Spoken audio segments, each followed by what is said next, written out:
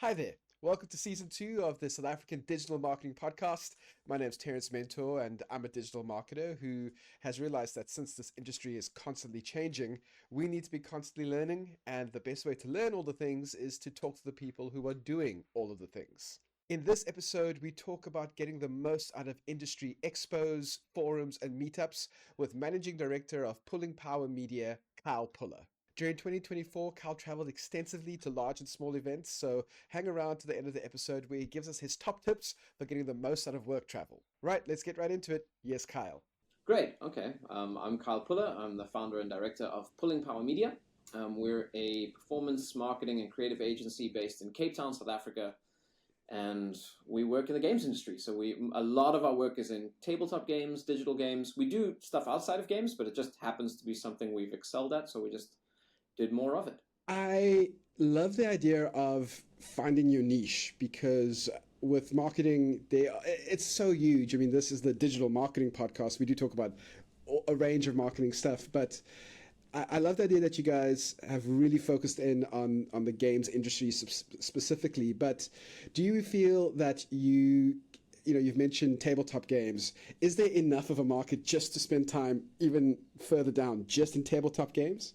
This is how I thought the same thing when I first started. We came from working with some big names in the digital game space. We worked with Codemasters who made Formula One and Dirt and Grid, so PlayStation games and console and PC, and they were bought by EA Games. So you can imagine that everyone knows that industry, and they're like, that industry is massive. And then I started working with some folks, and a guy named Andrew and a guy named John, and they were going to be doing an upcoming campaign for a crowdfunding project that was a game called Frosthaven. And I was like, yeah, we can do. What do you want us to do? And they're like, oh, animate this art, make some cool ads. We're like, right, cool, we're on it. And I never thought. I mean, I thought they want to reach. I think at first they wanted to reach $100,000 in their 30-day campaign. That was their minimum funding goal. And I was like, that's decent. And then it was COVID, and they moved it up. They said, we can't predict shipping. Like, there's all these question marks. So we're going to make it $500,000 to make it feasible. And I was like, whoa, you moved the goalpost a lot the day before the campaign. And I'm thinking, I don't know if this is going to, people are pumped, but to me, I was outside the industry. I played tabletop games, but I didn't work in the space. They did $4 million in 24 hours. They did $13 million in the 30 days, like 12.9 or something, and broke a record. And so my eyes opened big time. I was like, that's one game, one independent publisher who didn't have to go find equity, who didn't have to pitch to investors for his game, or in the digital space, you want to make a video game, it's hard to do the indie route. Like, you at least need a publisher. You probably need some capital. Your devs are expensive. And I'm like, these guys just did this themselves. And then the community, and I was like, whoa. So I looked around, we did more work, and then eventually, I think it was like a year on, I asked my creative director, Liam, I said, like, if you could pick, because we had a couple of clients, we had some health stuff, we had some educational stuff, we were like broad, we were a generalist agency, and I said, just based on what you enjoy doing and how much value we feel like we add, if you had to pick one client and like duplicate that client through and that would fill our books, like which one would it be? And he was like, it's going to be the stuff we do with John, and very creative name, which was the game stuff. And I was like, okay. And we also did some work with some crossover games. So yeah, I mean, the first few games that we actually worked on, I think we just enjoyed the process so much. And when you enjoy what you do, even if you're good at like the disagree but commit side, so like I can do really good work for a product I'm not excited for. I know I can, but it's not going to beat the product that I am excited for. I'm just going to think about it when I'm having dinner. I'm going to think about it when I'm going to stop reading a book, and I'm going to be like, oh, that gives me an idea for that client. Like, you're not going to do that when you're not super passionate, right? So they just get all this extra value out of you, and the product does better. And so we leaned in. I mean, I'm cautious around the niche thing because you want to diversify. Industries go through things. The video game industry went through some stuff recently, and the tabletop industry kind of goes here and there. But we keep it 70-30, 70% games, 30% is other stuff. And then the 70-30 is split between digital games and tabletop, which have very different patterns on like how consumer behavior, plays out. So yeah, that's how we got into it. And I mean, it's hard to compete with. If you're a creative person, you get to animate awesome art and bring stuff to life. If you're doing paid ads, you're selling games to people, that they're passionate about, to communities and stuff. If you're copywriting, you're writing about like RPG lore and making people excited about it. It just is more fun. Like you get to basically, the office is full of like, there's like a maybe, I don't know, there's like, we don't know where to put these things because they keep on getting sent to us. We have a games night and we play the games. I mean, it's very rare that marketers get to engage directly with the product, right? We get to look at it objectively and then play it and go, oh, I see why people like this. That's the feeling we need to capture in an ad. That feeling right there where I roll the dice, I don't know what's going to happen, and there's one number that's going to make me win. That feeling is the product, really. And so when you understand that, you can excel, and when you excel, it just becomes a thing where you end up in a niche because you're good at a thing. So it really does sound like you guys are able, somehow you found a way to spend 70% of your time doing all the real fun parts of marketing that we've, when you think about the movie version of what a marketer looks like, a lot of that time is spent there. Obviously, there's hard work involved, but like you're saying, it's hard work, but it's the fun hard work. It's like playing a sports game that you really like, I guess. And look, the work that you guys do, there are so many aspects that we can talk about that's relevant in all parts of marketing, not least of which is that community factor where, getting people on board early on for like the alpha and beta versions of the game, getting them hyped and getting them to effectively market your game for free is something that so many marketers could replicate. There's building hype using, live streaming and all different kinds of media and new media. We could probably spend, I get a sense you and I can spend about 5 hours picking all that apart. We don't have the time for that. What I would love to focus on, though, is the work you've done in 2024. I've been following you on LinkedIn, and it felt like every other week you were in a different city, attending another event. You were at a conference, you were at a games meetup, you were talking on panels. Would really love to focus in on that. Firstly, was that a active thought of yours? We need to be attending more of these events in person, or did that kind of just happen as you've evolved?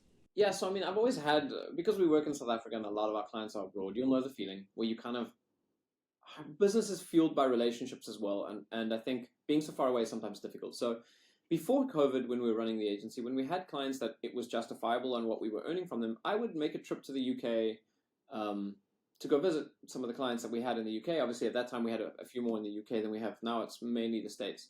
So there was that, was always kind of there, but it was tough as a small agency to justify the cost of travel and hotels. Everything's just so much more expensive, and you start to think like, oh, well, that's just 2 months of this retainer that I just ate up, and then you know it's worth it, but there's other things that affect churn or turnover on clients, which is like not about you. They can say, we love you, thanks so much for coming to visit us.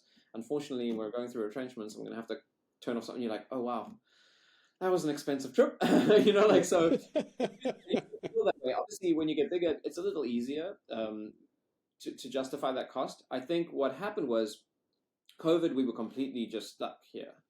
And I felt very disconnected from some of the clients. And part of the job that recharges my batteries is working with people, speaking to people, building relationships, understanding what they actually are about or what they actually want to achieve, not just checking boxes for them. So I that's kind of like the brand is almost like we're trying to be more involved. We're trying to care more. And we actually need to. It's part of like what was really missing over COVID. I struggled a lot. I couldn't see my team for a bunch of COVID, and I was just like it was not good for me. I need my people around me. Yeah, exactly. And so when COVID ended and I could travel again, I spoke to some people and they were like, you really should. They talked me into it, basically. They said, you should really come to conventions. And I always kind of was scared of conventions because you know what it's like. You'll book a ticket, you'll fly there, and then you'll get there and you're like, all right, there's a huge hall. What am I going to do? Walk up to people and give them my card like it's a flyer? Like, how do I do this? How do I even if you're good at speaking, it's sometimes difficult that they have other things to do. And unless you have an introduction, it's really hard. I was just very fortunate that during COVID, I worked with some people and right after that we built a good relationship and we were like, hey, we need to meet each other in person. We've been working together. Like John, we were working together almost every month on multiple campaigns. And so we were like, the relationship managed to establish itself anyway. And then I was like, I can definitely justify coming up. And I didn't quite realize how networked some of these people were. And so when I went to the first convention I went to, I realized, oh, wow, like I don't have to be good at breaking the ice with someone new. I built that skill as well, but at least I could justify it's like, I'm going to meet 20 people anyway, just through this. So this is going to be worth it anyway. Then if I manage to do something else, that's great. And so, yeah, I made the effort to kind of start getting out of the comfort zone. It's also nice to break. If you're in one environment a lot, you want to challenge the way your brain works. You want to challenge your patterns, and so seeing things and feeling things and like going out and seeing the creators in person and seeing their booth and going, oh, this creator is way bigger than I thought, or it just is great. You meet them and you realize, oh, they're not being rude when they say this in the email. That's just how they communicate. It just helps a lot once you've met with someone in person. So I'm a big advocate of like taking that leap. Obviously, sensibly. I didn't start off going to tons of things. I think the first thing I left after COVID, the first trip I made was I went to Vegas for something,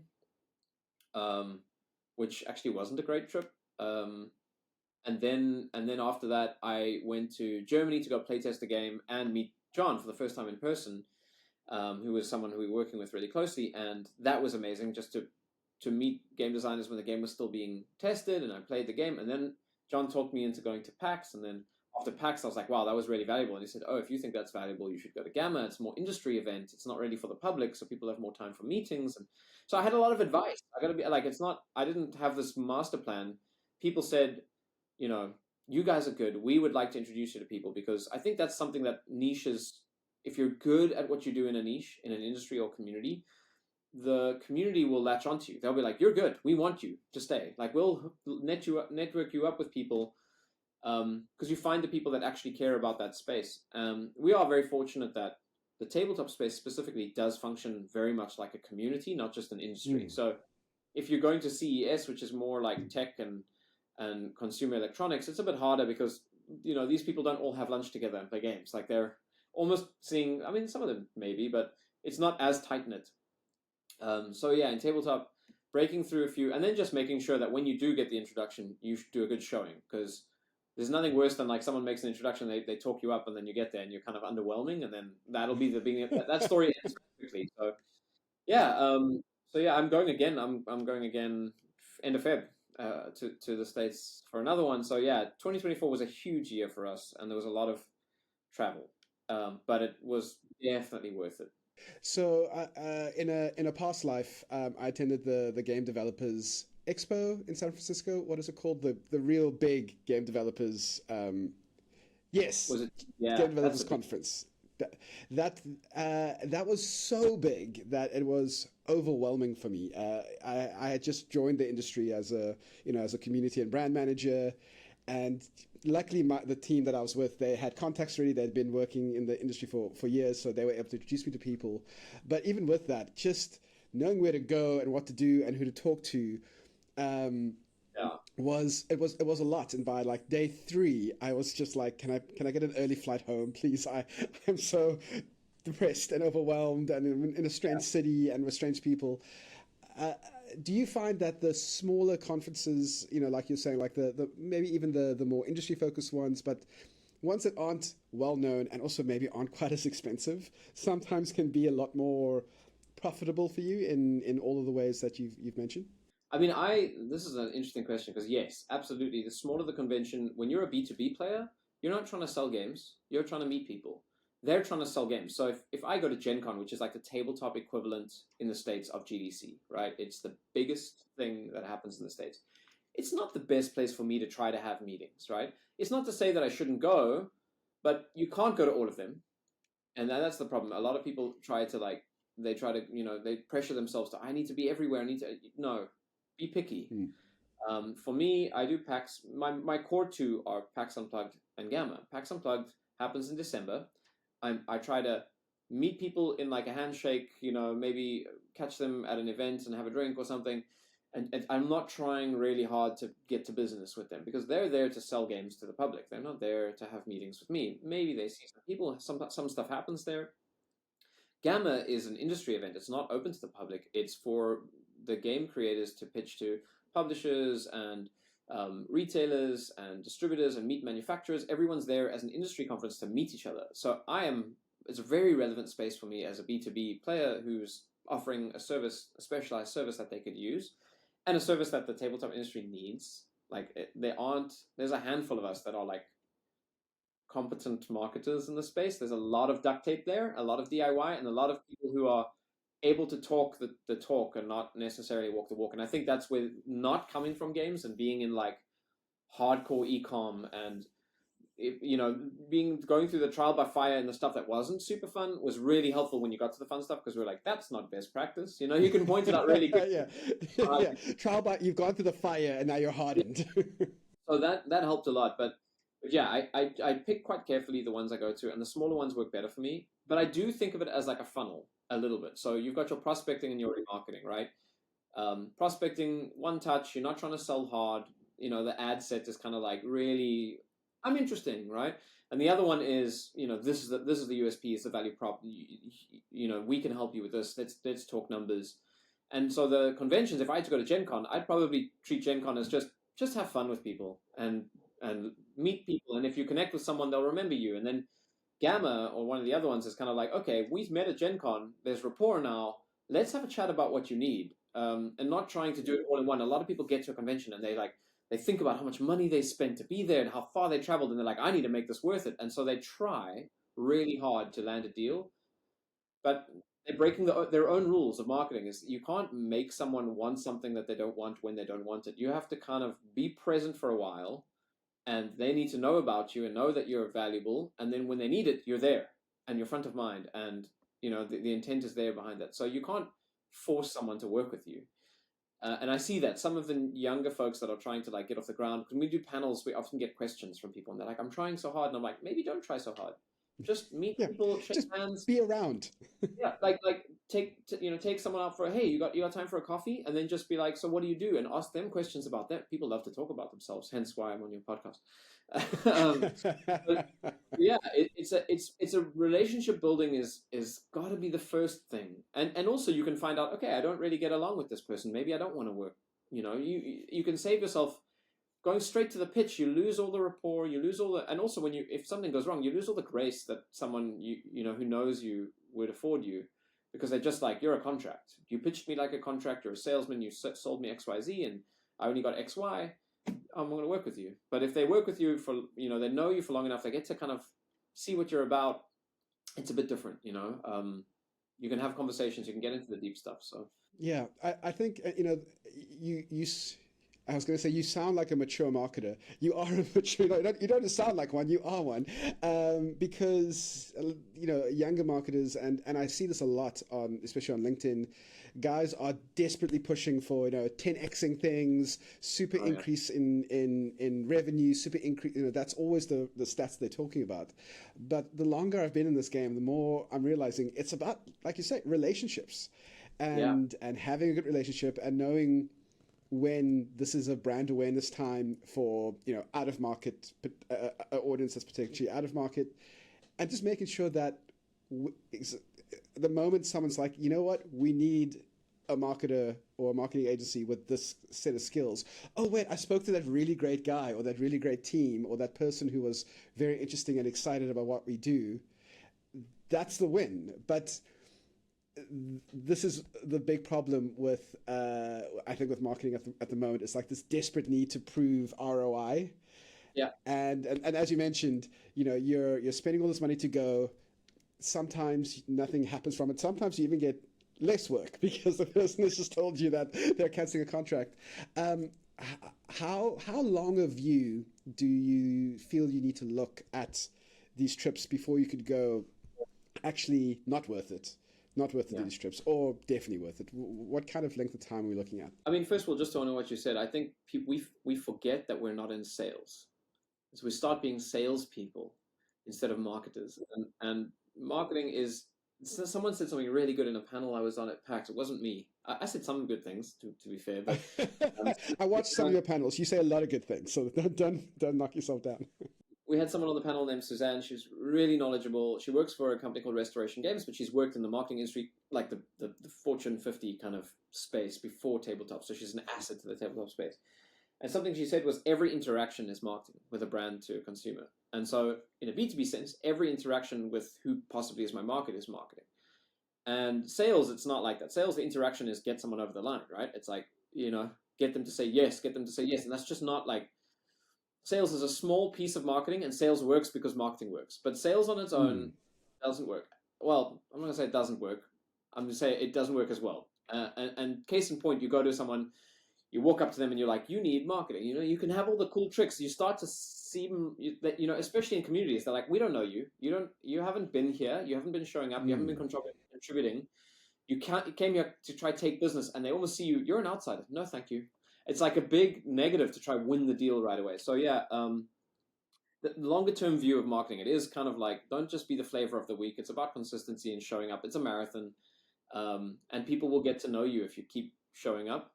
As far as how long I will do it, that's a hard question for me on the travel thing, because I enjoy it as well, and relationships charge my battery. So I'm going to Gamma this year. I'm not trying to pick up new work at Gamma. I think we've got quite a lot booked this year. I'm trying to stay in the space. I'm doing a panel as well. I'm trying to contribute. There's people I meet that I can help, and then 2 years later, they're actually doing some cool stuff, and I'm like, whoa, that's really cool. And then we end up collaborating, and I'm like, wow, they know more than me. They were like, so. So I think when you start to like put down roots in an industry or a community, you start to realize that like you need to also be a proponent of the health of the space that feeds you. And so my involvement in the tabletop industry is not just what I can get out every year. I think when I started, it was kind of like, what can I get out? Like, I'll be honest, I was like, I'm trying to get a contract. Now I'm going because I'm like, I have stuff that would really help people to hear that maybe can't take on an agency right now, but there's some things they can do themselves that they're not doing well, and they need to hear that this is how to do it. Or there's some players that take advantage of that knowledge gap. And if more people knew how to interpret the jargon, maybe they wouldn't be so easily fooled, and that would be good. And I can't service them, but I can at least help share that knowledge. And then just the relationships. I never want to get too comfortable. I never want to think like, oh, I don't have to do that anymore because I'm so big, and then change the recipe that got us where we are because I want to keep the recipe, maybe tweak it a little. I won't go to like 5 conventions in a year. I think there's too much work after a convention because I've missed out on stuff, and because my emails from like doing panels, like you come back and you've got, on the flight, you see them start like, and you're like, oh no. And then you want to take leave, you get con crud because you get sick after conventions often. And then so like too many a year can be really disruptive. I think like 2 to 3 a year for me, just considering the travel. If I lived in the States, I'd do more. I would do like 5 a year, 6 a year. Now it has to be a special year for me to do 5 or 6. And 2024 was like a special, like it was a different year. It was a very transformative year for us. Yeah. You use the term con crud just to clarify what that is.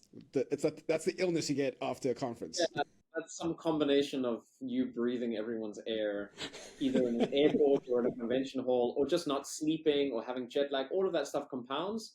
You get home and you take one photo. Wow, the convention was great. You wake up the next morning and you are, death warmed up. So I've got like a 80% con crud. Like the last convention, I actually came out okay. I was a little bit sick. Last year, Gamma, I was actually fine. Like totally fine. I can't explain it. But yeah, most conventions, a couple days after the convention, you got no voice. It's tough. Yeah, it's and this is one of the things where I think the question I asked you was a little bit unfair because I'm asking you about like how do you quantify the value over years of these things, and it really is difficult to put a number on. Okay, if we don't get X amount of sales, I'm no longer going on these trips. It's difficult to work out the value of yourself or your team being very excited in the space, or just being known as big players or people who are useful. How do you value putting good in the community that you work in? What value do you put on that? Because a rising tide raises all ships, but you don't know whether or not those ships are going to be for you or not. They're coming into your port, I guess, to continue that analogy. But then on the other side, you also have to think, well, it's not just the week that I'm at this conference. It's the week afterwards when I'm recovering from the conference too. It seems like it's one of those spaces where it's clear that it's valuable, but if anyone had to ask you how valuable, you wouldn't be able to put a number on it, which doesn't mean you don't do it. It just means you got to be thoughtful. I could put a minimum on it because I know there's some like PAX Unplugged. My first PAX Unplugged, that's Suzanne, who I was on a panel with. That PAX Unplugged, the person who was introducing me to everyone, wasn't sure, because that person could have introduced me on email to a lot of those people, so you don't know how much that would have. It does help a lot to meet them in person, but that person was busy, also very well networked. I didn't want to kind of tag along and be attached to them the whole convention, so I was like, I'm going to try my luck. I went to speak to someone at a booth, and you got to be careful when you go to booths and you want to speak to someone. You're often speaking to booth staff, which is fine. They're great people, but they're not the person who can make the decision. They're like, hey, I work here this week, and then I do another convention for someone else. I'm not from the company. So you got to first find out who you're talking to, because you can waste like 25 minutes and then be like, so I'll give you my card. And they're like, yeah, okay, thanks.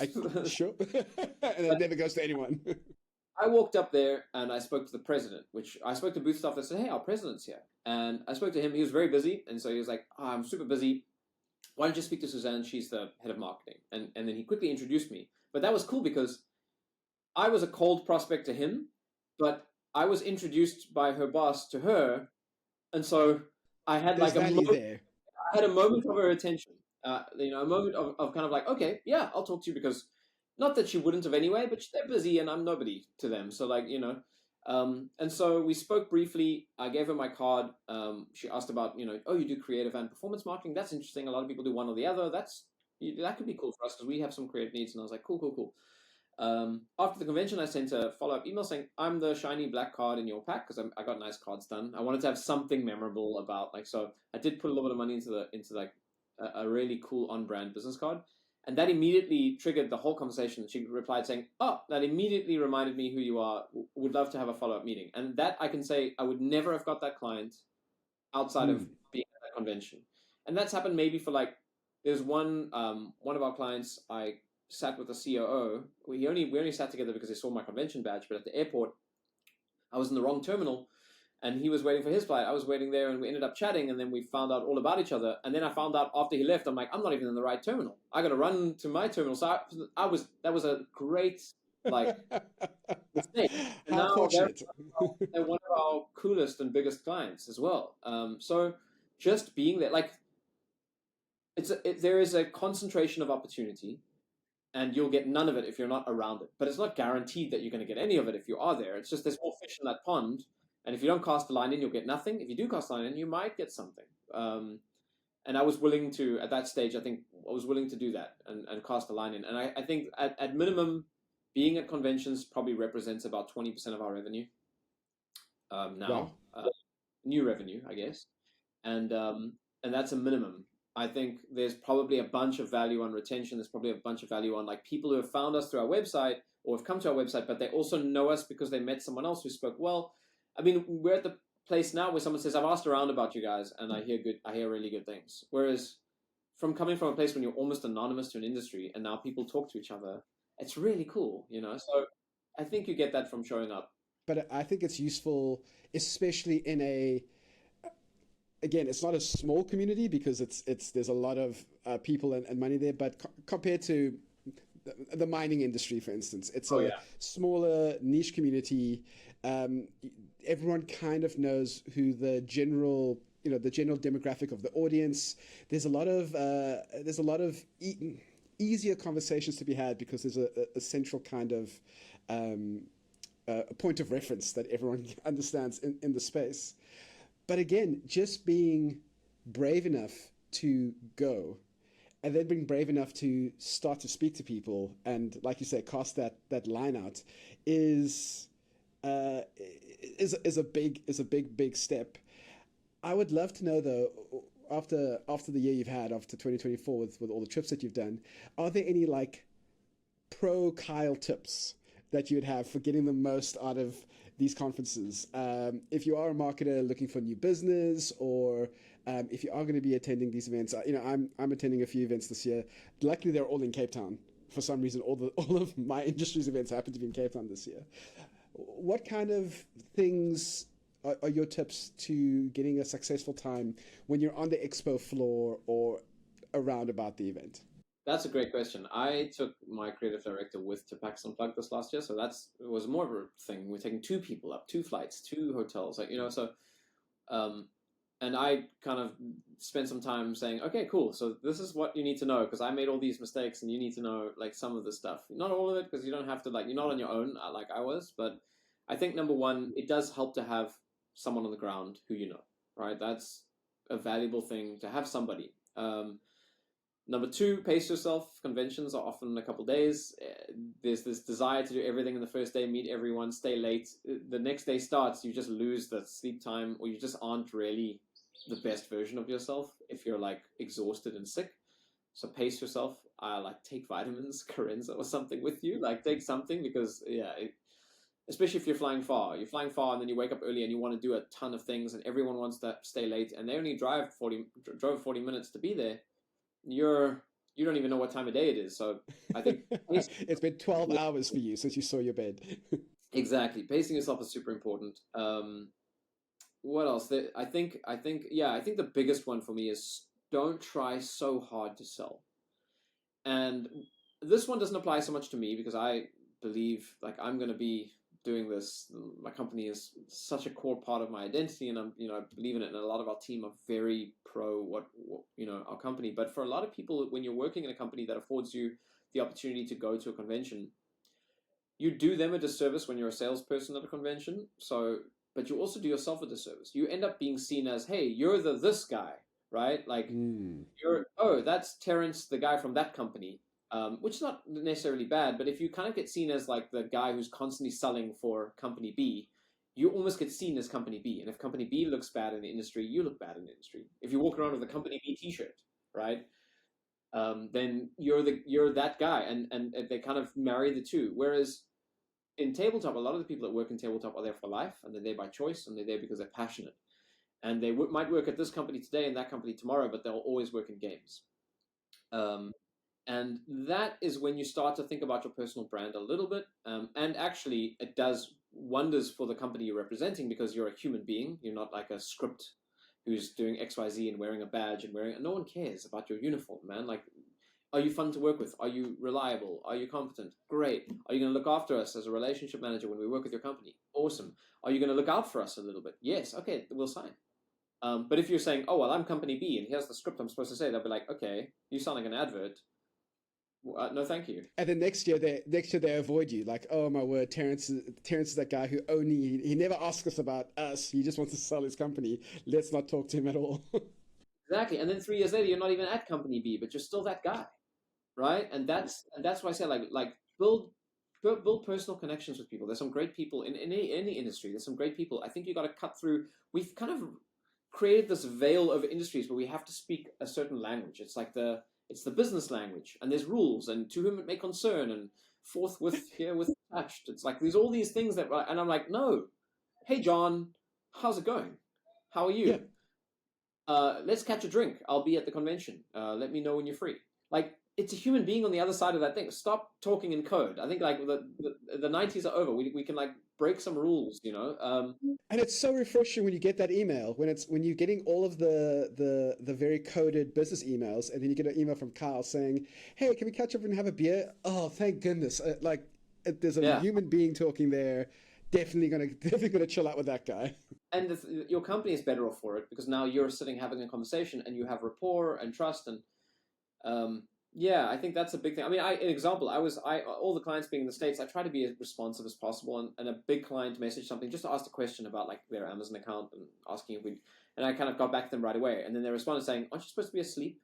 And I was like, I like that I have that rapport with clients where like we're not just being like we're not showing a part of who we are and letting that interact. We can be people, they're okay with their, like, if they're having a call from home, the kid is climbing on them and the cat is in the way, and I'm like, that's rad. We have a rule in our company: if a pet enters a video call, a cat, a dog, you stop the call, stop the meeting, you acknowledge the cuteness of the animal, and then you can continue the meeting, right? Like, we're humans. I love and that. I think Yeah. I coming from corporate, I was just kind of like, why are we all speaking in code, people? Like, why? Like, I don't understand what's going on, so. A big thank you to Kyle for giving us his time and his experience. And of course, a huge thank you to you for listening to this episode of the South African Digital Marketing Podcast. If you're listening on Spotify, please leave a comment in the app and I'll chat to you there. If you're listening on Apple, please leave a review or a rating. It really does help me so much when you do that. And of course, wherever you listen, don't forget to subscribe. Otherwise, you can send your thoughts, comments, and opinions to podcast@tmdigital.co.za. That's podcast@T for Tango, M for Mother, digital.co.za. Thanks so much for listening. This was the SA Digital Marketing Podcast.